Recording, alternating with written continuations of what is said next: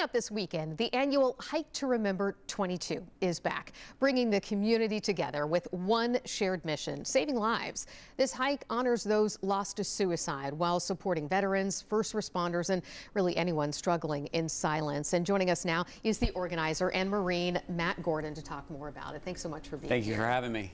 I think it's always important to remind folks what we're talking about when we hear the number 22 when it comes to military service. Yes, unfortunately, suicide is just an epidemic in our society, affecting military first responders as well. And the number 22 was just a number that was associated with the daily suicide rate for veterans.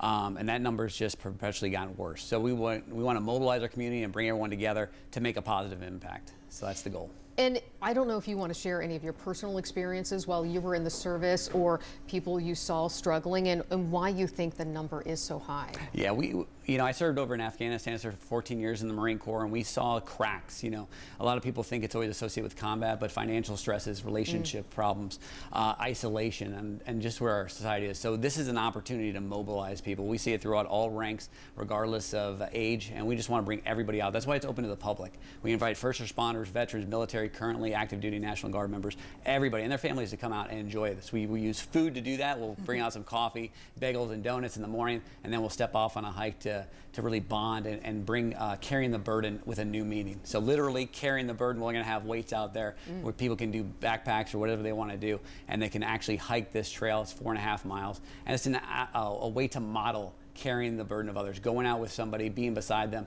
during these challenging times. So weather is just one of the conditions that we're going to face on Saturday, and we want to create relationships that way. And I think it's so interesting, as you mentioned, it's really going to give a powerful visual on top of just hiking by carrying sort of the load of others. And why is that important for you to keep doing? You said this is going to be the seventh year. Carrying the burden of others is everything. I mean, coming alongside somebody, suicide is never convenient.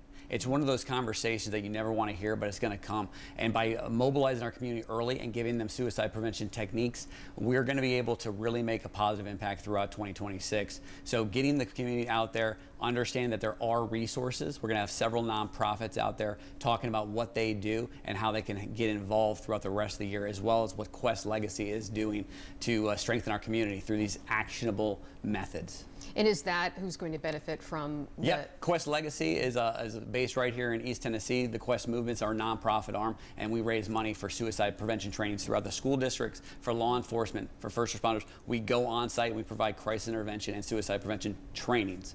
And I think that's key, because I'm sure that if you're in sort of a low moment, you might not know where to turn, and this will sort of help, get those resources to the people who need it and let them know that they exist. Yeah, when everybody leaves that event on Saturday, January 10th, they're going to be given a calendar of various events for this first quarter, and it gives them something to look forward to, whether that's an opportunity to go get some more food for veterans on a Saturday or on a Thursday evening, or a training if they want to get involved and be more hands-on in the prevention element that we advocate for. So there's going to be lots of resources and lots of people out there. So come on and join us on January 10th.